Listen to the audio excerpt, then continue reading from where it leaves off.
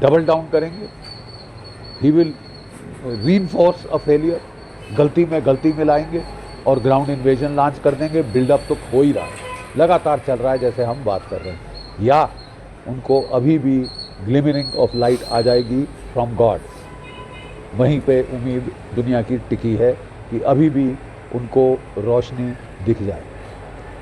It was a stupid unnecessary war of choice, ill thought through, no end aims, objectives, achievable objectives laid down, no strategy. It was a prescription for a forever war के लिए, एक नुस्खा था forever war में फंसने के लिए, unending war में फंसने के लिए, और वो फंस गए हैं साहब। जो उन्होंने सोचा था 48 घंटे में ऐसे ऐसे मसल दूंगा ईरान को, मसल पाए हो?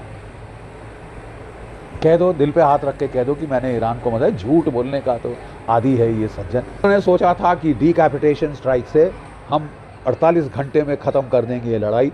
ये एक ग्राइंडिंग वॉर ऑफ एट्रिशन बन चुकी है, जो कि 32वें दिन में जा रही है। कल 33 दिन पूरे हो जाएंगे साहब, और इसका अभी तक अंत तभी मिलेगा कल जब डोनाल्ड ट्रंप साहब को सन्मति दे भगवान इनको सन्मति दें, ताकि ये पागलपने का युद्ध जो इन्होंने वॉर ऑफ चॉइस स्टार्ट की है उसको अब भी ख़त्म कर दें, तो दुनिया की निजात होगी। क्योंकि कैटास्ट्रफे कर दिया है ग्लोबल इकोनॉमी के लिए, जिसमें सबसे ज़्यादा हार्ड हिट हुए हैं एशिया के 3 देश, Japan, Bharat, south Korea.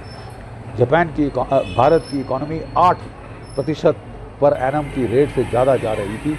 Enough से ज़्यादा नुकसान पहुंचाया है हमको हमारे सो कॉल्ड दोस्तों ने।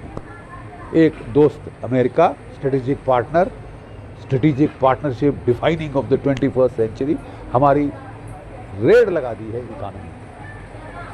ऑयल की कीमत जो हम $50-60 प्रति बैरल ले रहे थे रूस से, जिसको इनके बड़ी आफत हो रही थी, वो साहब आज हम $148 प्रति बैरल लेनी पड़ रही है। हर महीने हमारे फॉरेक्स रिजर्व 680 बिलियन के करीब जो हैं, उनमें से साहब आप समझ लीजिए 20 से 30 बिलियन एक्स्ट्रा खर्चा होगा हर महीने। और अगर आप समझते हैं कि कल अगर डोनाल्ड ट्रंप ने टैको करके, चिकन आउट करके लड़ाई ख़त्म कर दी तो क्या हमारी मुसीबतें ख़त्म हो जाएंगी? नहीं साहब। जो रास लसान की जो गैस फैसिलिटी कतार में हिट हुई है, 4 से 5 साल लगेंगे वापस ऑनलाइन आने। 45% हमारी गैस LNG वहाँ से आ रही थी।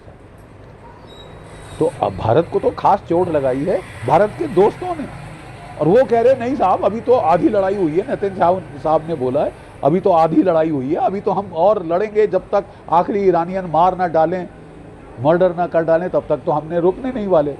अरे साहब, आप लड़ाई का शौक फरमाते हैं, आप ज़रूर लड़ें, आप लड़ाई में अच्छे हैं, इसमें कोई डाउट नहीं है, लेकिन आपने अपने लोगों को थका दिया साहब, बहुत बुरा हाल कर दिया है। और ये मिस कैलकुलेट किया है, माफ़ कीजिए, इतने अच्छे सिपाही खुद हैं ये नेतन्याहू साहब, बहुत युद्ध का तजुर्बा है, अभ्यास है। हमें उम्मीद नहीं थी कि वो इतना बुरी तरह से मिस कैलकुलेट करेंगे।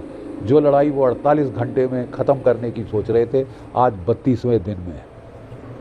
और कोई अगर कल डोनाल्ड ट्रंप साहब को सन्मति नहीं आती, कोई अंत नहीं दिखता। क्या इजराइल में सन्मति आ गई है? I am not very sure. Israel में देखिए साहब, जो इजराइल के चीफ ऑफ डिफेंस स्टाफ हैं, वो कह रहे हैं साहब हम 900 दिनों से लगातार लड़े आ रहे हैं। जो सारा बोझ है लड़ाई का, वो नॉन ऑर्थोडॉक्स ज्यूज़ पे पड़ रहा है। ऑर्थोडॉक्स ज्यूज़ कहते हैं कि उनका धर्म इजाज़त नहीं देता कि वो वर्दी डालें और देश के लिए लड़ें। तो इसका मतलब कईयों पे डबल प्रेशर पड़ रहा है। कब तक वो लड़ते जाएंगे साहब? 4 लाख ट्रूप्स उन्होंने डाल दिए हैं लेबनान पे फतह कर। कैसी जा रही है वो लड़ाई? एक कर्नल डैनियल डेविस, उन्होंने खुलासा किया है कि 2-3 दिन पहले 162 इन्फेंट्री डिवीज़न इजराइल की एडवांस कर रही थी कोस्टल रोड पे। वहाँ हिजबुल्लाह ने ट्रैप लगाया, आईडी फोड़ी, बड़ी भारी टैंक उड़ा दिया पहला, पूरी टैंक कॉन्वॉय रुक गई, फंस गई। और कोई कह रहे 50 मेरकबा टैंक डिस्ट्रॉय हुए, 300 इजरायली सैनिक मारे गए या घायल हुए। 10 हेलीकॉप्टर से उनको निकालना पड़ा। अब कहाँ तक सच है, कहाँ तक झूठ है? इजराइल में टोटल सेंसरशिप है, कुछ नहीं बाहर आ रहा।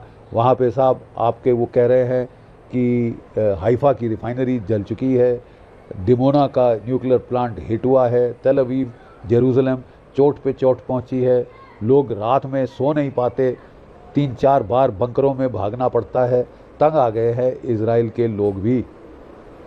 और मेरा ख्याल कोई ऐसा इंसान नहीं है ना इजराइल में ना ईरान में जो कि ऑफ रैंप नहीं चाह रहा होगा, दिल से नहीं चाह रहा होगा।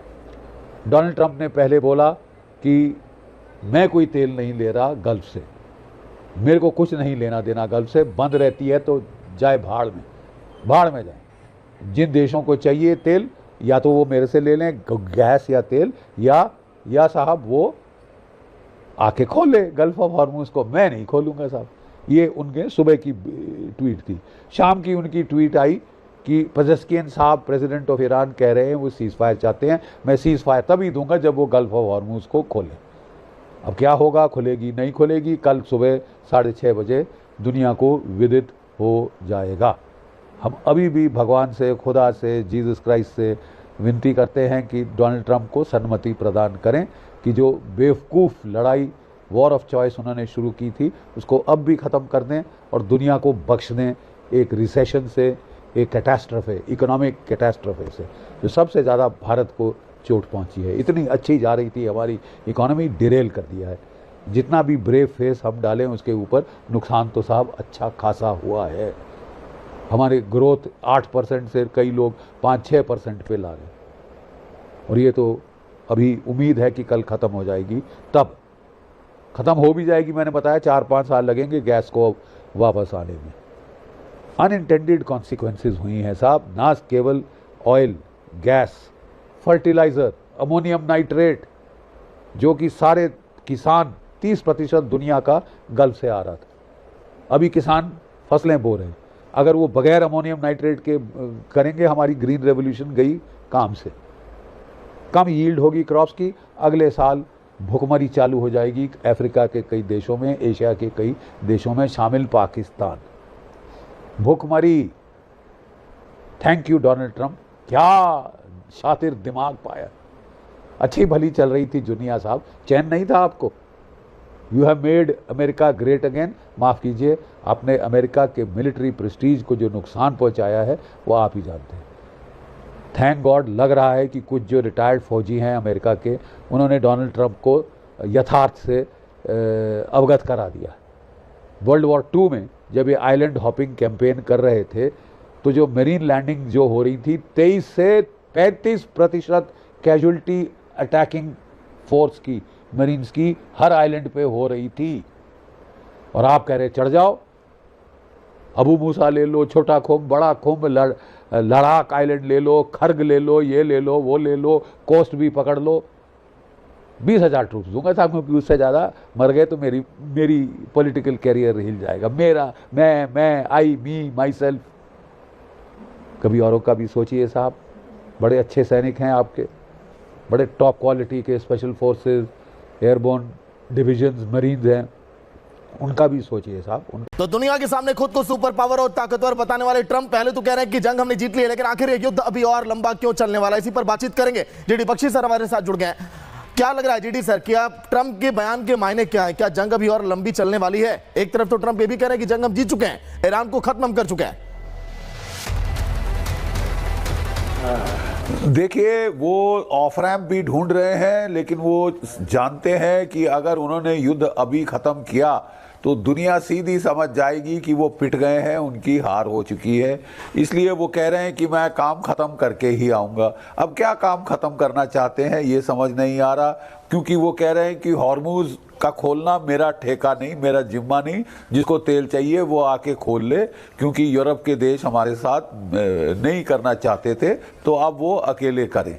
ऐसा उन्होंने कह दिया है कि एशिया के देश करें, यूरोप के करें, जो मर्जी जिसको तेल चाहिए वो आके खड़े, नहीं तो हमसे तेल खरीद ले। ठीक है साहब। जहाँ तक ईरान का सवाल है, उन्होंने इंडिकेशन दी है कि मैंने काफ़ी तबाही कर ली है। वो स्ट्रेस कर रहे हैं कि मैंने उनकी एयरफोर्स और नेवी, ये नया मंत्र बन गया है अमेरिका का कि एयरफोर्स और नेवी तबाह कर दी है। साहब, ना कोई नाम की एयरफोर्स थी, वियतनाम वॉर ईरा के फैंटम्स और F-14 टॉमकैट्स थे, उसको कहाँ से एयरफोर्स कह रहे हैं आप? नेवी छोटी मोटी थी, आपने ध्वस्त कर दिया, लेकिन जो थ्रेट हॉर्मुज में है वो नेवी से ज़्यादा मिसाइल्स और ड्रोन्स की है। जब तक आप वो या तो कोस्ट पे हमले करके उसको क्लियर ना करें, गल्फ ऑफ हॉर्मुज क्लियर नहीं है। गल्फ ऑफ हॉर्मुज पे भी उनके विरोधाभासी बयान हैं।